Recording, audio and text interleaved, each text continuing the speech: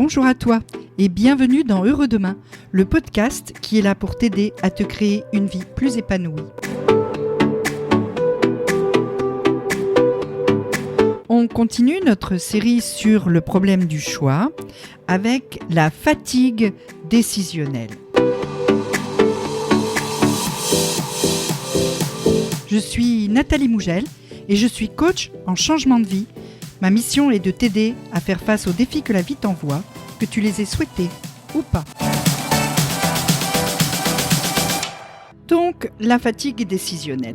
La fatigue décisionnelle, c'est quelque chose que tu as certainement déjà expérimenté dans ton quotidien. Dans une journée, tu as tellement de choix à faire que plus la journée avance, plus le temps passe et plus, en fait, tu as du mal à faire des choix parce que ta volonté s'épuise, t'es fatigué, ça t'ennuie. Et puis même des fois, tu bloques. Tu te retrouves au supermarché le soir avant de rentrer chez toi. Tu dois t'acheter, je sais pas moi, une brosse à dents. Tu sais plus laquelle choisir. Tu rentres chez toi, tu prends ta douche, t'as 2 savons dans ta douche, tu sais pas avec lequel te laver. T'arrives plus rien à décider. C'est terminé. T'es à bout. Alors je vais te rassurer tout de suite, c'est pas juste toi. C'est pas juste toi qui est incapable de décider quoi que ce soit, qui est nul, tout ça. Non, c'est lié à quelque chose qui est scientifiquement prouvé. C'est que, en fait, on a trop de choix à faire dans une journée et qu'on épuise notre capacité de choix. C'est-à-dire que quand tu te lèves le matin, tu as un espèce de capital choix pour ta journée. Tu vas pouvoir faire un certain nombre de choix de façon posée, rationnelle et tranquille. Et puis quand tu vas dépasser ce quota, les choses vont commencer à se compliquer. Et c'est là que finalement, tu n'arrives plus à choisir.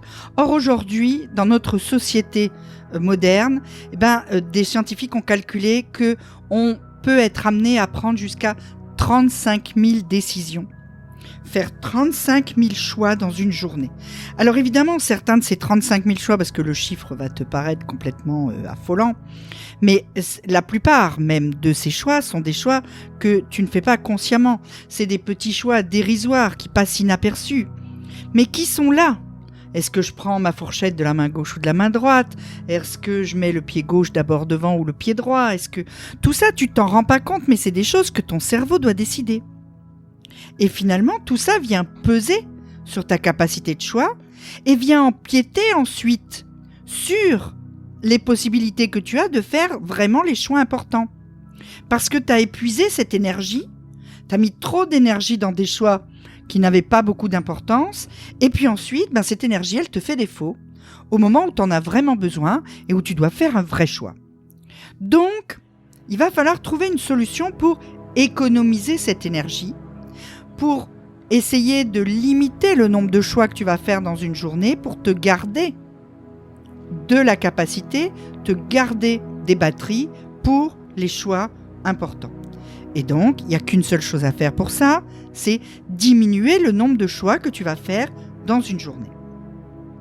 Alors pour ça, il y a plusieurs pistes à suivre que tu peux mettre en pratique. Et la première, c'est de commencer par lister les choix que tu fais tous les jours ou toutes les semaines. En tout cas, les choix qui, dans ta vie, se répètent de façon mécanique, toujours au même moment. Il y a des exemples qui sont assez simples. Tu dois tous les matins choisir ce que tu vas porter comme vêtements, ce que tu vas mettre comme chaussures, ce que tu vas mettre comme culotte. Tu dois tous les jours déterminer à quelle heure tu vas te lever, à quelle heure tu vas te coucher, à quelle heure tu vas manger, etc. Tu dois, quand tu vas au supermarché, faire tout un tas de choix, à chaque fois un peu les mêmes, parce que généralement, si tu compares tes caddies, tu vas t'apercevoir qu'il y a au moins 30 à 40% des choses qui se retrouvent dans tous tes caddies. Le moment où tu vas sortir la poubelle, etc. Donc comme ça, dans ta journée, tu as une multitude de choix qui reviennent de façon systématique. Alors quand tu as fait la liste de ces choix qui reviennent systématiquement dans tes journées, tu vas les classer en 3 catégories. 3 catégories très simples. La première, c'est celle pour lesquelles tu peux prendre une décision définitive une fois pour toutes. Exemple type, sortir la poubelle. Les éboueurs passent dans ta rue tous les vendredis matins. Toi, tu vas sortir ta poubelle tous les jeudis soirs après la vaisselle. Point barre. T'as même plus besoin d'y réfléchir, t'as fini ta vaisselle le jeudi soir, tu sors ta poubelle. Ça n'est plus un choix. Ça libère déjà un peu de place. Cette décision-là, t'as plus jamais besoin de la prendre. Ok ? Ensuite, tu vas faire une deuxième catégorie avec les actions que tu peux facilement transformer en routine, de façon à éviter à ton cerveau de passer chaque fois par la case choix.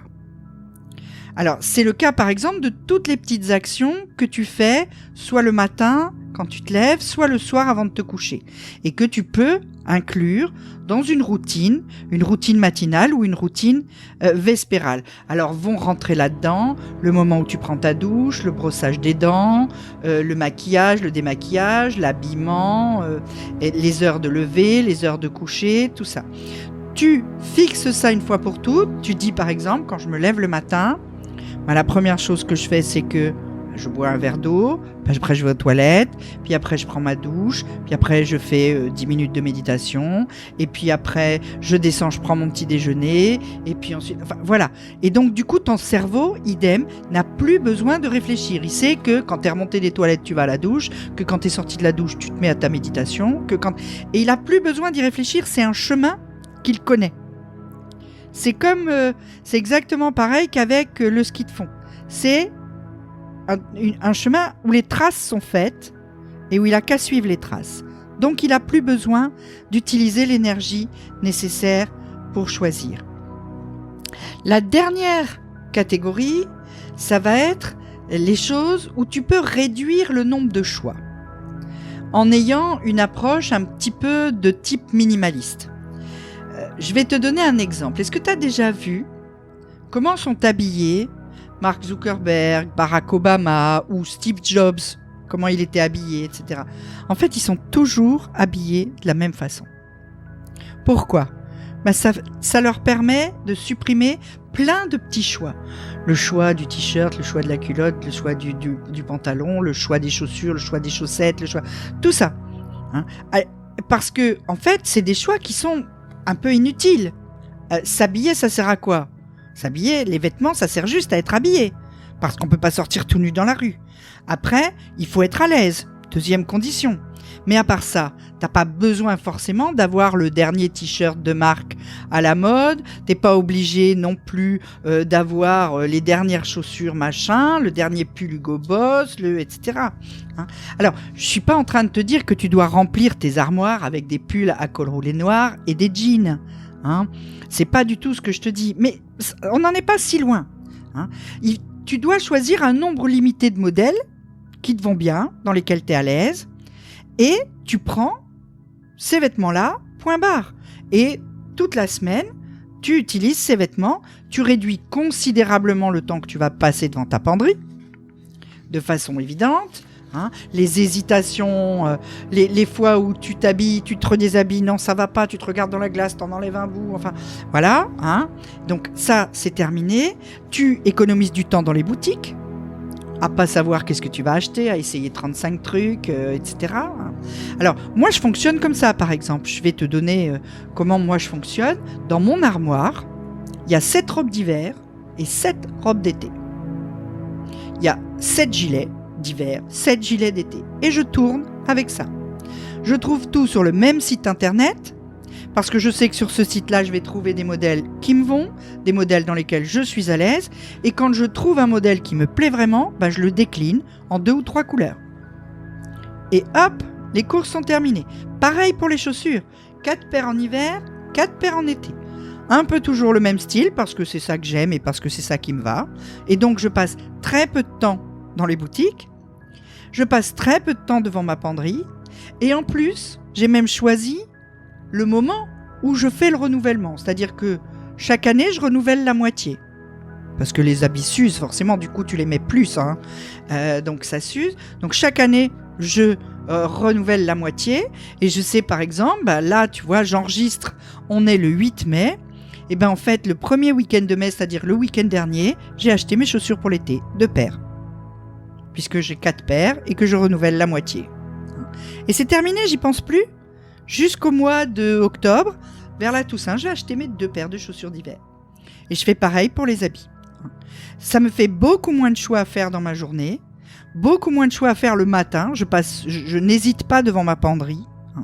Et tu fais pareil pour tout. Moi, je fais pareil aussi pour les sous-vêtements, évidemment, etc. Pour les sous-vêtements, tu as 2 modèles, tu en achètes 5 ou 6 et on n'en parle plus. Alors, le minimalisme, c'est plus que ça, évidemment.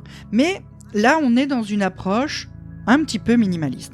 Donc, tu vois, rien qu'avec ça, avec cette petite liste de 3 catégories, je répète, les décisions que tu peux prendre une fois pour toutes, les décisions que tu peux transformer en routine et les décisions pour lesquelles tu peux réduire le choix. On a déjà éliminé un certain nombre de choix de ta journée sur les 35 000. On en a quand même déjà éliminé pas mal.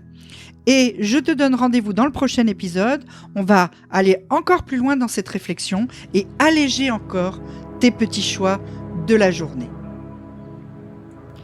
On se retrouve très vite dans un prochain podcast. En attendant, tu peux aller faire un tour sur mon site. Tu peux aussi t'inscrire au mail privé Heureux Demain et tu recevras en cadeau ma feuille de route pour changer en 5 étapes. Tous les liens sont dans la description. À très vite et surtout prends soin de toi.